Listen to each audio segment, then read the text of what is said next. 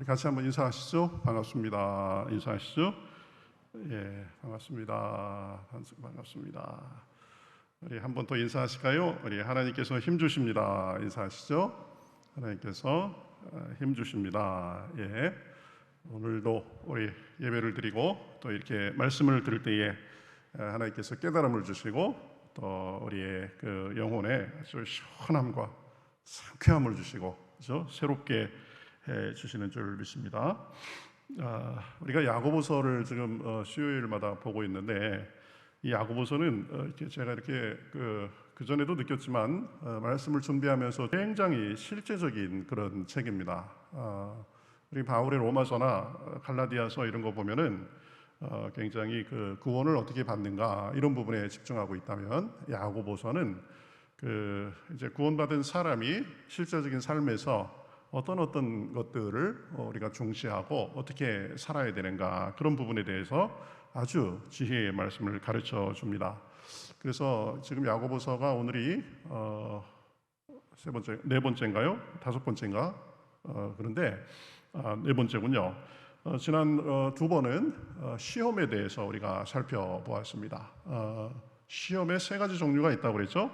우리말 성경에는 다 시험이라고 이렇게 번역되어 있는데 시험에는 세 가지 정도로 구분할 수 있다. 첫 번째는 시련이라는 의미가 있다라고 했습니다. 시련, 이것도 그냥 시험이라고 많이 번역이 되어 있는데 우리를 연단하고 유익하게 하려는 그런 의도가 있다라고 했습니다. 군인들이 훈련받는 것처럼 또 선수들이 열심히 연습하는 것처럼 그런 목적이 있다고 했습니다. 그래서 시련이 오면 좀 힘들고 어려워도 기쁘게 여기라 그랬습니다. 기쁘게 여기라. 속으로는 야, 하나님께서 나를 업그레이드 시키시려고 하는 거구나 이렇게 생각하고 참고 인내해야 된다라고 했습니다. 결국 그 시련의 목적은 우리를 넘어지게 하는 것이 아니라 우리를 온전하고 부족함이 없도록 그렇게 신앙이 업그레이드 되고 삶이 업그레이드 되도록 하려는 그런 의미가 있다라고 했습니다.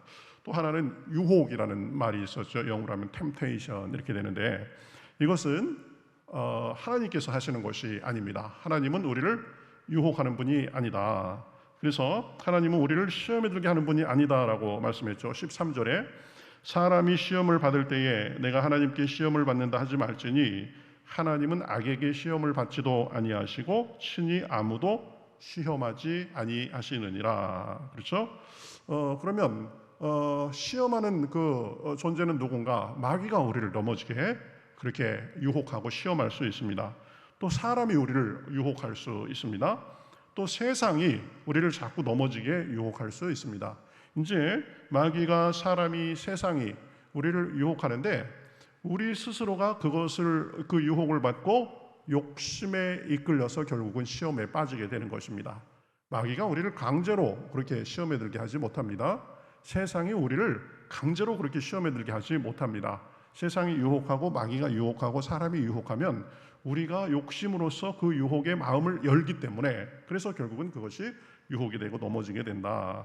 그래서 14절부터 15절에는 오직 각 사람이 시험을 받는 것은 자기 욕심에 끌려 미혹됨이니 그랬습니다. 그렇죠? 그래서 우리의 마음을 잘 지키면 그 유혹도 이길 수 있는 거죠. 욕심이 잉태한즉 죄를 낳고 죄가 장성한즉 사망을 낳느니라 그랬습니다. 그래서 이것이 시련인가 아니면 이것이 지금 유혹인가 이것을 잘 구분해서 시련이면 견뎌야 되고 유혹이면 어떻게 해야 돼요? 그 자리를 피해야 됩니다. 그렇죠? 유혹거리를 없애야 되는 거죠. 또 하나 시험이라고 번역된 것이 테스트라는 의미가 있다라고 했습니다. 어느 정도 잘 준비가 됐는가, 믿음이 성장했는가, 이 순간에 순종하는가, 순종하지 않는가 그런 것들을 하나님께서 테스트하려는 그런 의미가 있다고 했습니다. 아브라함 같은 경우가 그랬죠. 그런 것들을 살펴봤고 또 지혜가 부족하거든 어떻게 하라고 그랬어요? 우리에게 꾸짖지 않고 후히 주시는 하나님께 구하라. 그러면 우리 삶을 지혜롭게 살 수 있다라고 했습니다. 자, 오늘 말씀은 또 이 삶에 있어서 굉장히 중요한 것을 가르쳐 줍니다. 우리가 오늘 그 말씀 제목을 참 능력의 길 그랬는데 무엇이 참 능력의 길이냐? 요 두 가지를 구분해서 아는 것입니다. 그래서 그대로 사는 것입니다. 뭐냐면 우리가 더디해야 될 것하고 그 다음에 속히 해야 될 것, 이것을 잘 구분해서 그 구분하고 그리고 구분한 대로 사는 것, 이것이 능력의 길이다라는 거예요. 그래서 오늘 본문 말씀을 보면은 더디해야 될 것이 무엇인지, 속히 해야 될 것이 무엇인지 이것을 잘 가르쳐 줍니다. 그래서 이것을 잘 알고 우리가 실천하면 우리 삶에 아주 유익함이 있다. 더디할 것 두 가지로 얘기합니다. 첫 번째는 보면은 19절 이렇게 말하죠. 사람마다 듣기는 속히 하고 말하기는 더디하며 성내기도 더디하라 그랬습니다. 더디할 것 두 가지가 있습니다. 첫 번째 뭐죠? 말하기를 더디해라. 말하기를 더디해라. 말하는 거 그렇게 쉽게 쑥쑥 하지 마라 하는 것입니다. 그렇죠? 사람들은 말하는 것을 좋아합니다. 자기 생각을 드러내고 자기 주장을 하고 뭐 잡담도 하고 그러면서 뭐 웃고 즐기고 이런 거 좋아합니다. 그런데 오늘 본문에서 말하는 것은 말 자체를 문제 삼는 게 아닙니다. 말을 하되 우리가 부주의한 말, 그리고 남에게 상처 주는 말, 그리고 덕스럽지 못한 말, 이런 것들에 대해서 조심하라는 것이죠. 우리가 말을 하기 전에 이 어떤 일에 대해서 얘기하려면 그 일의 전후 관계가 어떤지를 잘 파악하고 말을 해야 됩니다. 그렇죠?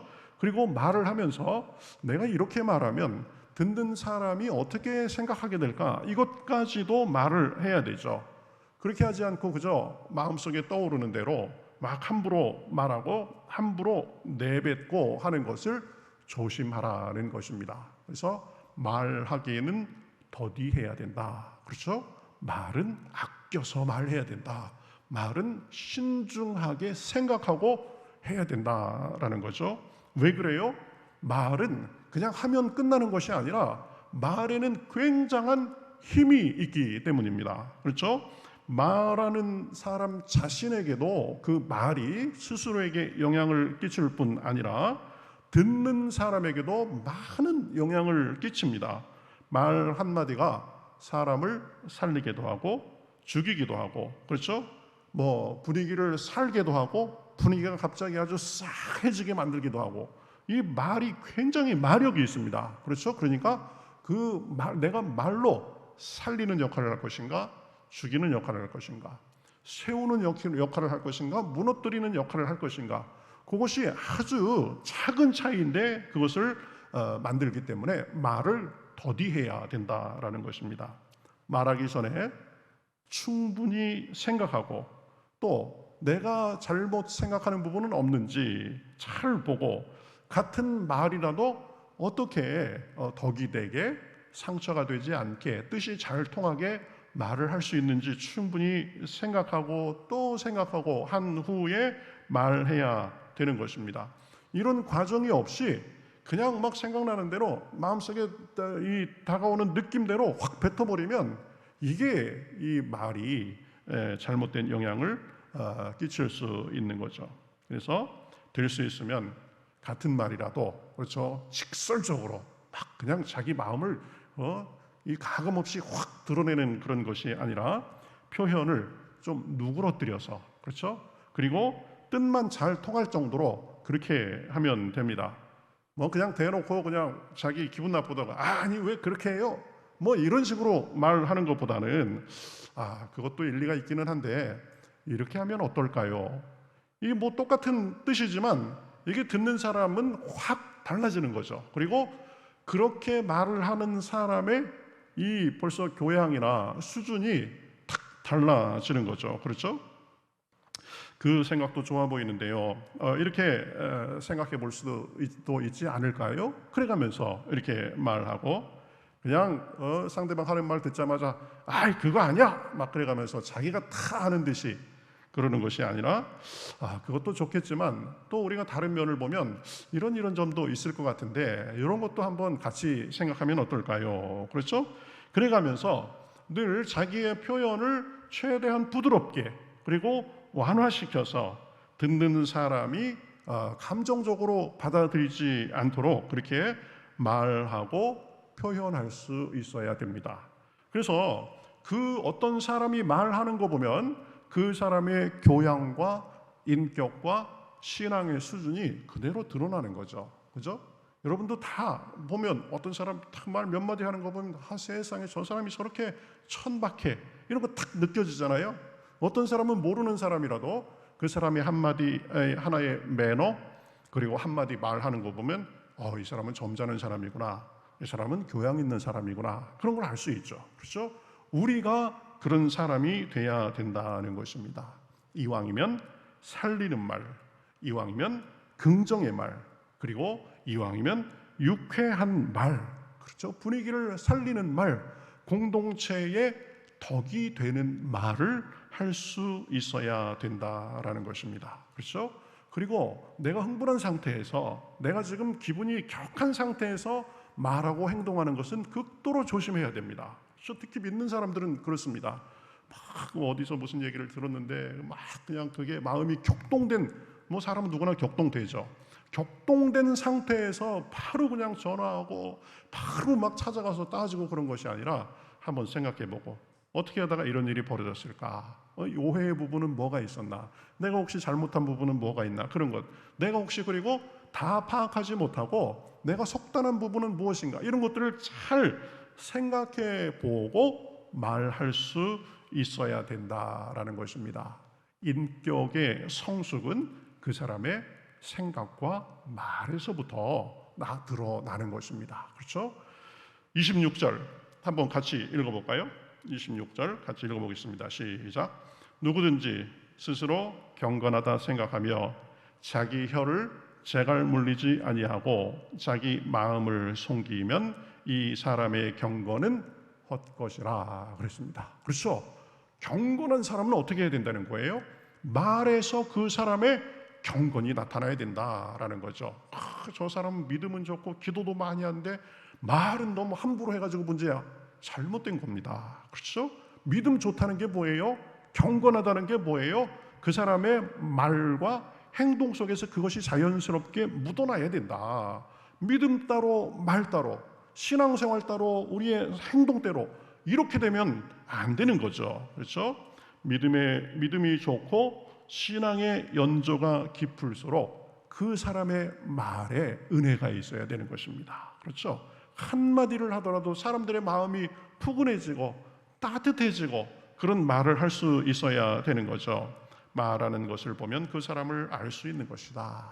그래서 우리는 세워주는 말, 온유한 말, 겸손한 말, 사려 깊은 말, 그런 것을 할 수 있도록 기도하면서 생각하고 이렇게 말할까, 이렇게 말할까, 요거 먼저 말할까, 요거 그 다음에 뭘 말할까, 이런 것들을 다 생각하고 해야 되는 것입니다. 저는 좀 이렇게 그 예전부터 좀 그런 습관이 돼 있어요. 그래서 어떤 것부터 말할까, 요거를 이렇게 표현할까, 저렇게 표현할까, 굉장히 사실은 신경 쓰고, 그래서 중요한 전화 같은 거 할 때는 이렇게 어떻게 할까 다 적어놓고 하고, 대화하면서도 보면은 어떻게 처음에 시작해서 어떻게 할까 이런 거 적어놓고 하고, 그런 것들이 중요한 부분에 있어서는 습관이 되어 있습니다. 물론 그래도 사람이기 때문에 실수도 많고 하지만 계속 어떤 그런 노력 속에서 보면은 그 사람의 인품과 신앙의 모습이 아름답게 되는 거다. 그렇죠? 말을 더디해라. 말을 신중하게 해라.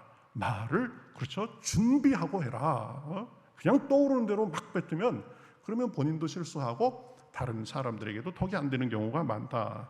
그 다음에 더디해야 될 게 있습니다. 뭐죠? 성내기를 더디해야 됩니다. 이거는 어느 정도 우리가 돼 있는 것 같아요. 19절에 보면 말하기는 더디하고 성내기도 더디하라. 이유가 뭐예요? 사람이 성내는 것이 하나님의 의를 이루지 못함이라. 혈기 부리고 쉽게 그냥 부럭부럭거리고 분노하고 이러면 안 된다라는 거죠. 성내는 것은 하나님의 의를 이루지 못한다라고 합니다. 그리고 분내고 화내고 하면 제일 안 좋은 게 누구예요? 자기 스스로에게. 그렇습니다. 막 아드레날린이 팍팍 나와가지고 그렇죠? 몸에 안 좋다고 그러잖아요. 그리고 타인에게도 결코 좋지 않습니다. 그리고 그런 분노하는 모습이 하나님 보시기에도 우리의 모습이 결코 좋은 모습이 아닙니다. 물론 문제의식은 필요합니다. 그리고 명백하게 잘못되고 정의에 어긋나고 하는 것은 안타까움을 느끼고 바로잡고자 애쓰고 그러는 것은 믿는 사람들의 당연히 할 바입니다.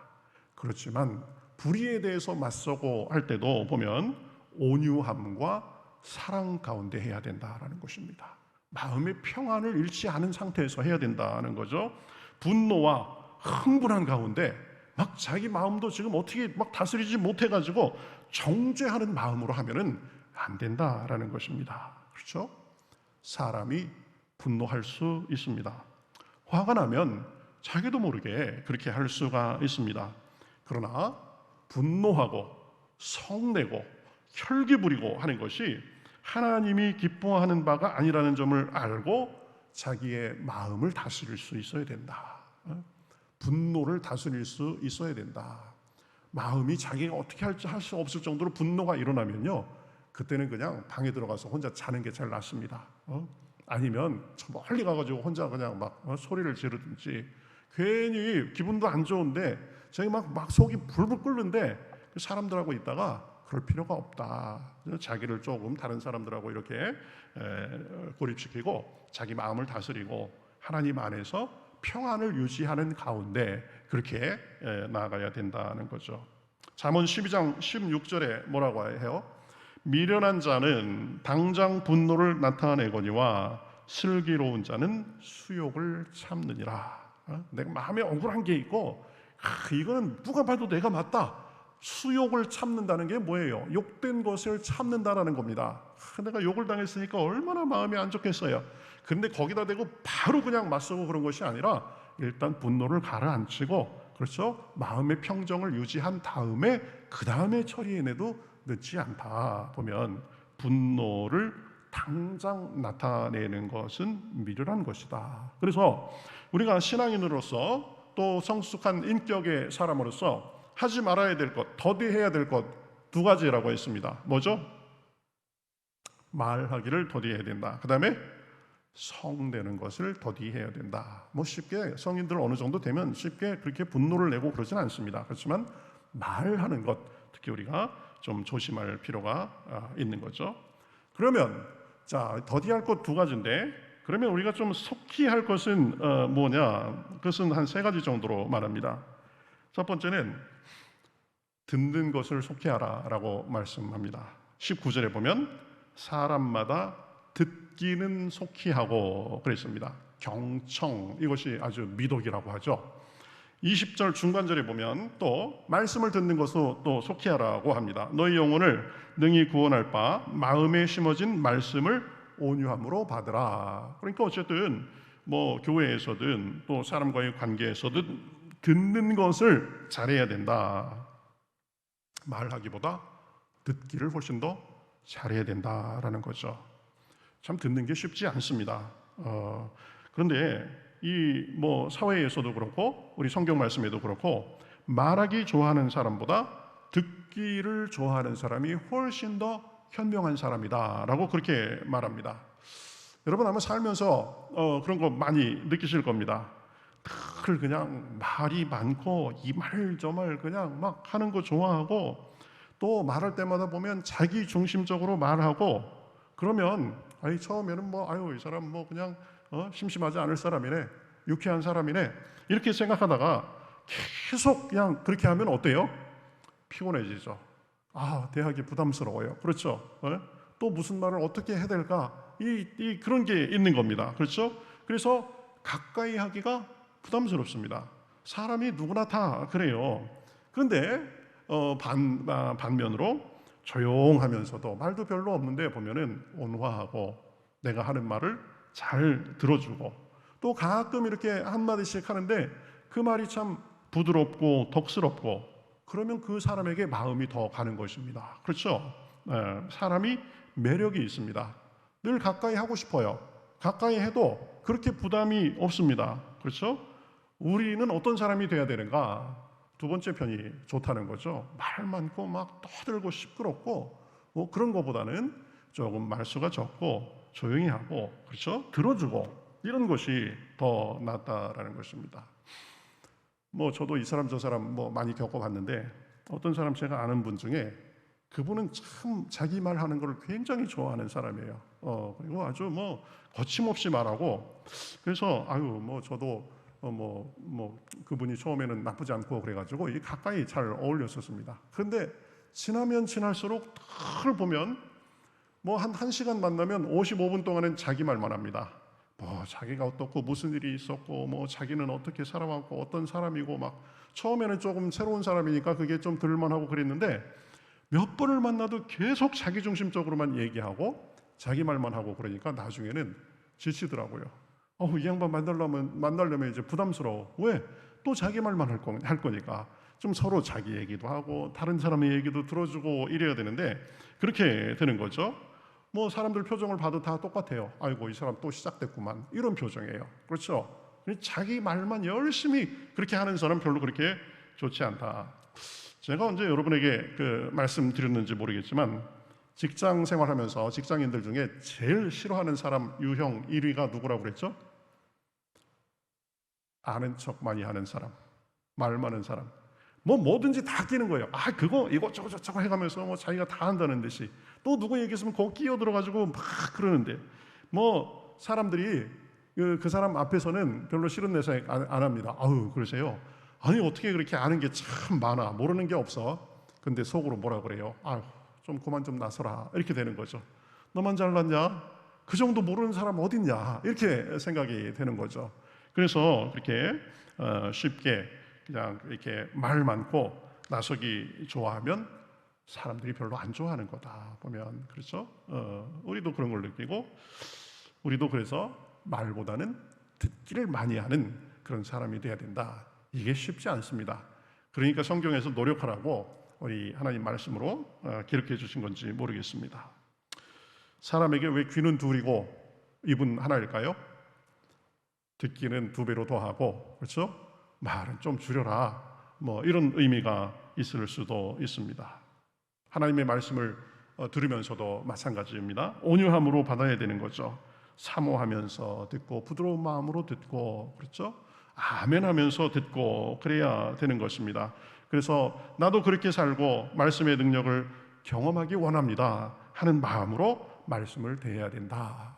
듣는 것은 속히 해야 된다. 한번 여러분도 잘 보세요. 한번 내가 말을 많이 하는 사람인가, 듣기를 많이 하는 사람인가. 그래서 말은 웬만하면 조금씩 더 줄이고 또 듣기를 많이 하는 그런 연습을 해야 된다. 물론 이렇게 같이 모인 자리에서 이 말도 하고 저 말도 하고 그 교제하는 자리에서 또 너무 말도 안 하고 뚱 하고 있으면 그것도 좀 그래요. 분위기에 맞게 적당하게 말하고 듣기를 많이 할 수 있어야 된다. 그 다음에 우리가 두 번째로 이 빨리 속히 해야 될 것은 악을 버리는데 속히 하라고 말씀합니다. 21절에 보면 그러므로 모든 더러운 것과 넘치는 악을 내어버리고 그랬습니다. 그렇죠? 악은 같이 갖고 가는 게 아니다. 빨리 버려야 된다. 여러분, 하나님은 은혜의 하나님, 사랑의 하나님입니다. 그렇지만 개념 없는 하나님은 아닙니다. 하나님은 기준이 분명하신 분입니다. 선한 것과 악한 것을 정확히 구분하는 분이시죠. 그저 대충 뭉뚱그려서 그냥 넘어가는 그런 분이 아닙니다. 물론 우리를 용서해 주시고 사랑해 주시지만, 우리를 용서하는 것이 그냥 공짜로 해 주신 것이 아니죠. 우리를 용서하시기 위해서 하나밖에 없는 아들까지 십자가에 돌아가시게 해서 대가를 치르게 해 주신 것입니다. 그렇죠? 그러니까 하나님은 악을 싫어하시는 분이시다.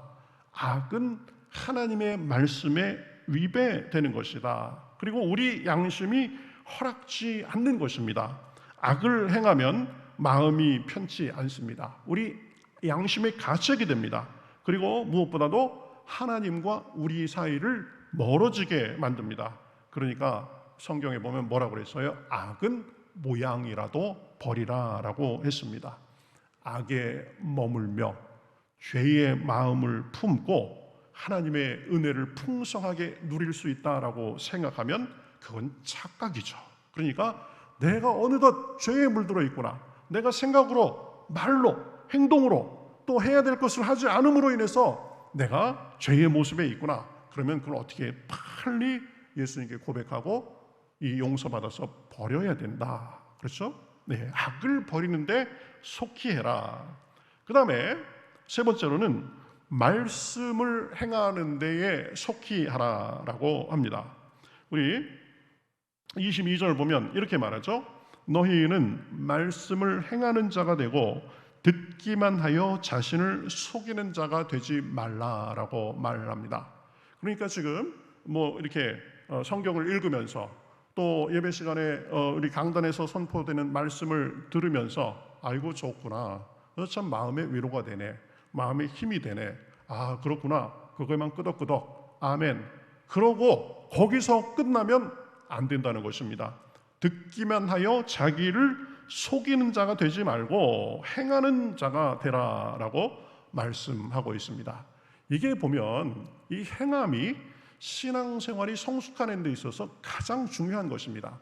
아무리 많이 알고 아무리 마음속에 감동을 많이 받고 그래도 행함이 없으면 그 사람의 신앙은 자라지 않습니다. 그러니까 중요한 문제죠. 하나님의 말씀은 우리의 귀만 그저 간지러 주려고 주신 것이 아닙니다. 우리 마음을 움직이고 결국 우리가 그대로 행하라고 주신 것입니다.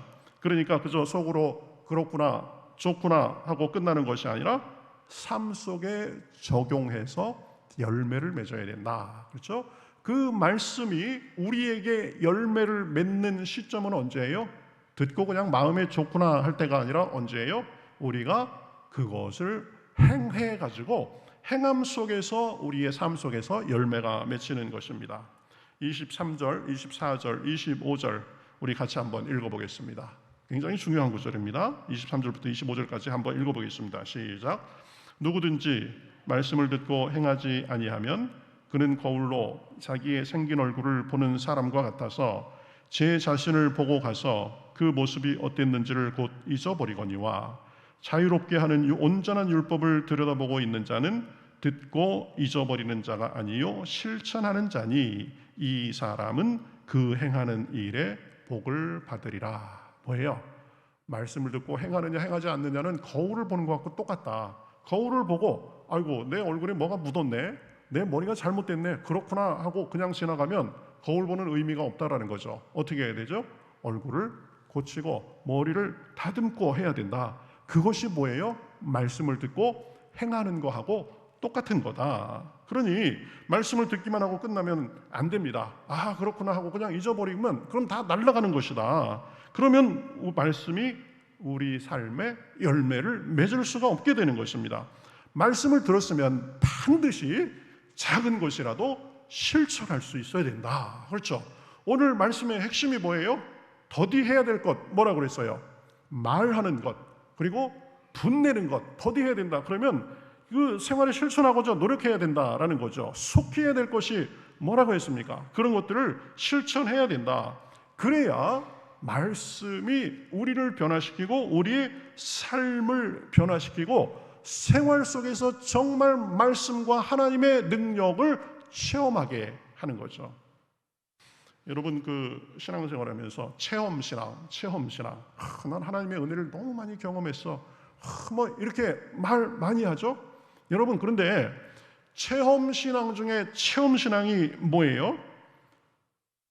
체험 중에 체험이 뭡니까? 뭐 기도하다가 뭐 영적으로 아주 신비한 경험을 했다, 뭐 황홀한 뭐 느낌이 있어도 몸이 붕 뜨는 것 같았다, 뭐 이런 게 그 신비한 체험이고 그게 좋은 체험이에요? 물론 그것도 하나의 영적인 계기가 될 수 있습니다. 그렇지만요, 그거는 그냥 별 그렇게 의미가 없어요. 한번 그랬다 이거밖에 없어요. 그리고 자꾸 신비로운 것만 추구하면 어떻게 되느냐? 이게 마약하고 비슷해가지고요, 점점 더 센 거 찾습니다. 보면 점점 더 센 거, 더 황홀한 거, 막 더 그래서 그런 신비로운 체험만 추구하는 것, 목사님들은 그렇게 별로 그렇게 권유하지 않습니다. 물론 신앙의 단계가 아직 낮은 사람이 야 하나님이 이런 능력도 있구나 그런 것들을 보여주기 위해서 그런 것도 있는데요, 어느 정도 신앙의 초기 단계가 다 이제 지나가면 그 다음에 진짜 해야 될 체험은 무엇이냐?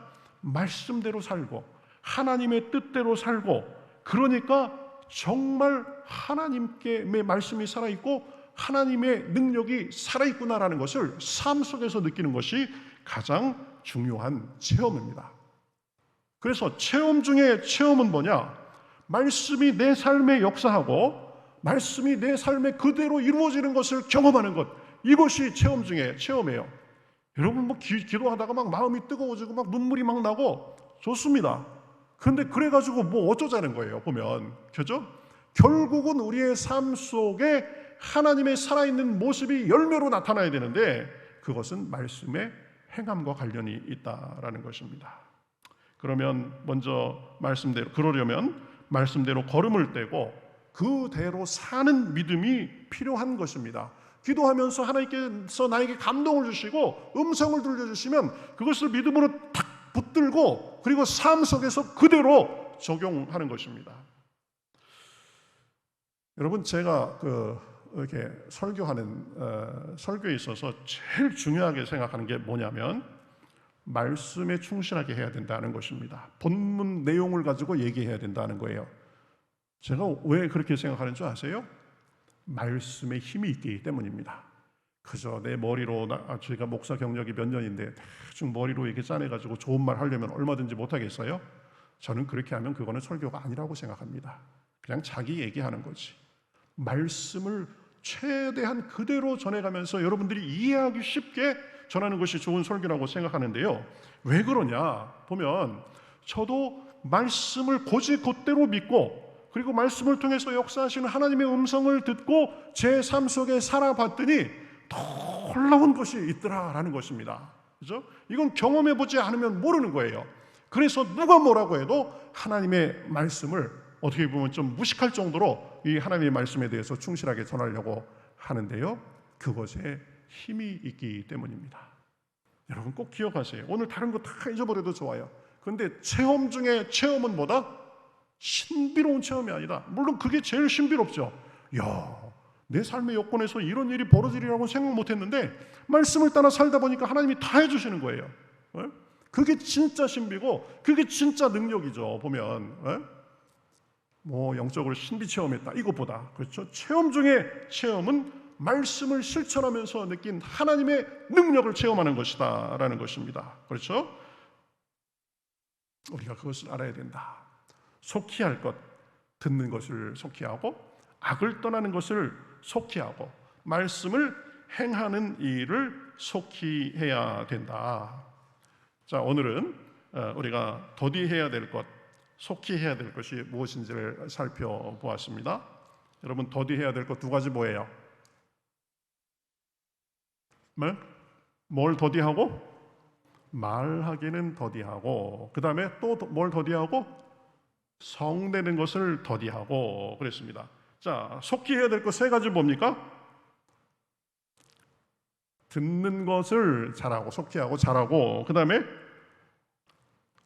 악을 버리는 것을 잘하고, 그렇죠? 주님께 잘못을 인정하고 고백하는 것입니다. 그 다음에 뭘 속히 하자고 했습니까? 말씀을 행하는 것을 속히 하고, 그렇죠? 이것을 우리가 잘 기억해서 우리 삶 속에 주님이 주시는 은혜와 능력이 풍성하시기를 주님의 이름으로 축복합니다.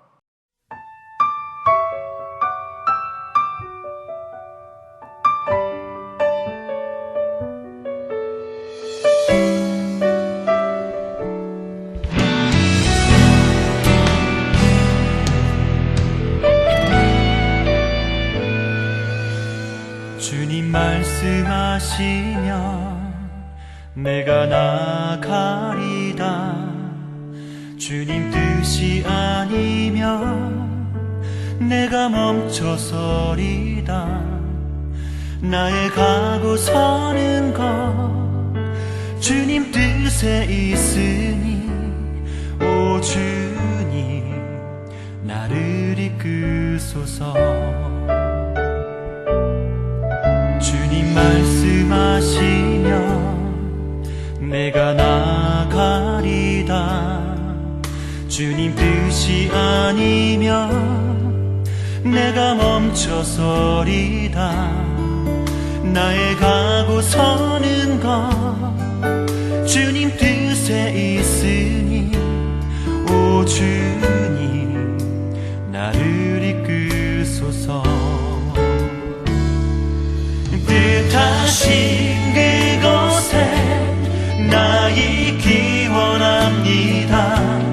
이끄시는 대로 순종하며 살리니 연약한 내 영혼 통하여 일하소서. 주님 나라와 그 뜻을 위하여 뜻하신 그곳에 나 있기 원합니다. 이끄시는 대로 순종하며 살리니 연약한 내 영혼 통하여 일하소서. 주님 나라와 그 뜻을 위하여